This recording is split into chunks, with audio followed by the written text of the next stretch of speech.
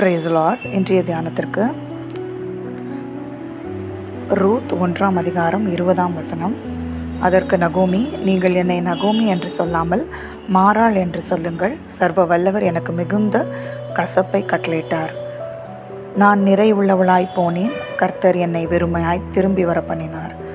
கர்த்தர் என்னை சிறுமைப்படுத்தி சர்வ வல்லவர் என்னை கிளேசப்படுத்தி இருக்கையில் நீங்கள் என்னை நகோமி என்பானேன் என்றாள். இவ்வசனத்தை குறித்து தியானிக்கும் போது நாம் ஒரு நகோமியாக இருக்க விரும்புகிறோமா அல்லது ஒரு ரூத்தாக இருக்க விரும்புகிறோமா என்பதை நிதானித்து பார்க்க வேண்டும். வாழ்க்கையில் கசப்புகள் கலக்கும் போது நாம் எவ்வாறாக அதை பார்க்கிறோம் என்பது மிக அவசியமான ஒரு காரியமாக இருக்கிறது. நகோமி புலம்புகிறவர்களாக மாறுகிறார்கள்.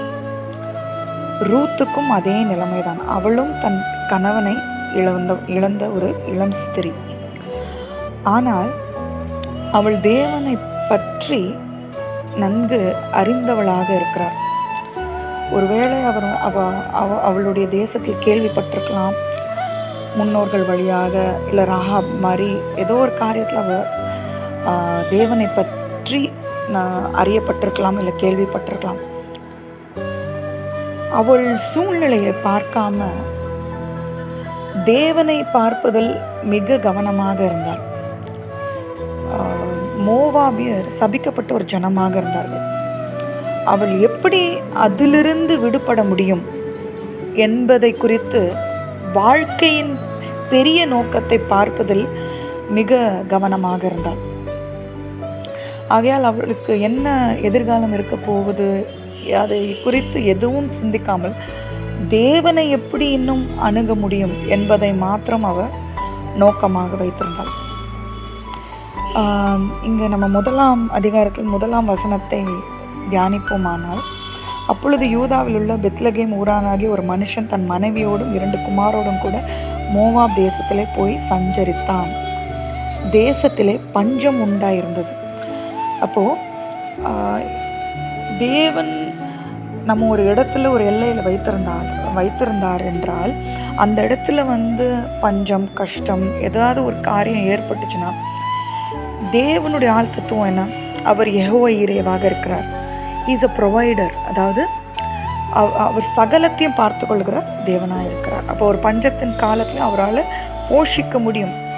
அதாவது தேவனை விசுவாசம் இல்லாமல் ஒருவரும் பிரியப்படுத்த முடியாது. நம்ம எபிரேயரில் இந்த வசனத்தை தியானிக்கிறோம்.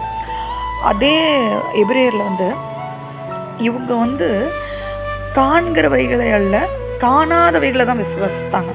அப்போ பஞ்சம் காலத்தில் ஆண்டவர் போஷிப்பார். காணாதவைகளை நம்ம விசுவசிக்க வேண்டும். அதுதான் உண்மையான விசுவாசம். அதுதான் தேவனை பிரியப்படுத்தும். அதுதான் தேவனை கொடுக்க வைக்கும். இல்லைன்னா அங்கே நீங்கள் தேவன் இல்லைன்னு மறுதளிக்கிறீங்க. தேவன் இருக்கிறார் என்றும் அவர் கேட்கிறவருக்கு கொடுக்கிறவராக இருக்கிறார் என்பது தான் விசுவாசம். அப்போது இந்த மாதிரி ஒரு பஞ்ச காலத்தில் தேவனை நோக்கி நம்ம பார்த்து கேட்டோம்னா தேவன் கொடுப்பார்.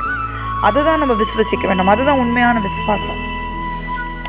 அதை நம்ம செய்யாமல் அந்த தேசத்தை விட்டு நம்ம கடந்து சென்றோம்னா தேவன் அங்கே இருக்கிறார், அதை குறித்து நம்ம சிறிதளவும் மகிமைப்படுத்தாமல் உணராமல் இருக்கிறோம் என்பது தான் அர்த்தம். அப்போ இங்கே பாருங்களேன், அதிலும் மேலான கஷ்டங்கள் வரும்போது கசப்பு, தேவன் என்னை சிறுமைப்படுத்தி விட்டார், தேவன் என்னை கிளேசப்படுத்தி விட்டார், இப்படி தேவன் மீது நம்ம குற்றம் சாட்டுகிறவர்களாக இருக்கக்கூடாது.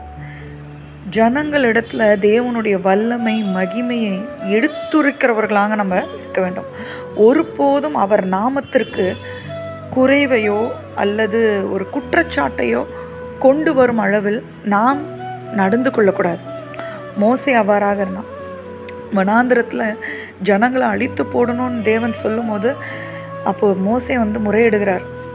இல்லை, அங்கே எகிப்தின் ஜனங்கள் இப்படி உங்கள் தேவன் உங்களை கூட்டிகிட்டு இந்த வனாந்திரத்தில் சாகடிச்சிட்டார் என்று சொல்லக்கூடாது, உங்கள் நாமத்திற்கு எந்த ஒரு கிளேசமும் வந்துடக்கூடாது அப்படின்ட்டு மோசே முறையிடுகிறார். அப்படிப்பட்ட ஒரு தேவ பிள்ளைய, தேவ மனிதரை தான் இன்றைக்கு தேவன் தேடுகிறார். அதுதான் உண்மையான விசுவாசம். ஆகையால் இன்றைய தினத்தில் நம்ம வாழ்க்கையில் என்ன காரியங்களாக இருந்தாலும் ஒரு ரூத்தை போல இருக்கணும். அவள் தேவன் எப்படி விடுவிக்கக்கூடும், தேவனை எப்படி பற்றி கொள்ள முடியும், இன்னும் தேவனிடத்துல நான் போய் எப்படி இந்த சபிக்கப்பட்ட தேசத்துலேருந்து தேவனுடைய தேசத்துக்கு நான் போய் சேர முடியும். அதனால் அப்படிப்பட்ட ஒரு இருதயம் உள்ளவர்களாக நம்ம இருக்க வேண்டும். இன்றைக்கு தேவன் நம்மை அழைக்கிறார். நம்ம சிந்தித்து பார்ப்போம். இருக்கிற சூழ்நிலைகளில் நம்ம நவோமியை போல் இருக்கிறோமா, இல்லை ரூத்தை போல் இருக்கிறோமா? நம்மளுடைய மனசாட்சியை நம்மளுக்கு பதிலை தருகிறதாக இருக்கும். ஜெபிப்போமா. அன்பின் பரலோக தகப்பனே, நாளிலும் கூடப்பா எங்களுக்கு வருகிற சூழ்நிலைகளில் நாங்கள் எவ்வாறாக அதை கையாளுகிறோம், எவ்வாறாக உம்மை பார்க்கிறோம் அப்பா. எங்கள் விசுவாச கண்கள் திறக்கப்படட்டும் அப்பா. இன்னும் உம்மை மகிமையாக பார்க்கட்டும் அப்பா. ஆண்டவரே, மோசேயை போல ஆண்டவரே உமது நாமத்துக்கு மகிமையை கொண்டு வருகிறவர்களாக நாங்கள் இருக்க தேவரீர் உதவி செய்வீராக. யோபுவை போல உம்மை மறுதளிக்காமல் இருக்க எமக்கு உதவி செய்வீராக ராஜா. ரூத்தை போல இன்னும் உம்மை ஆண்டவரை கிட்டி சேர, உம்மை இன்னும் அணுகி வர ஆண்டவரே எப்படி விடுவிக்க போகிறீர் என்று பார்க்கிறவர்களாக இருக்க தேவரீர் உதவி புரிவீராக. கரம் பிடித்து எம்மை வழி நடத்தும். இயேசுவின் நாமத்தில் ஜெபிக்கிறோம். ஜெபம் கேளும் நல்ல பிதாவே. ஆமென்.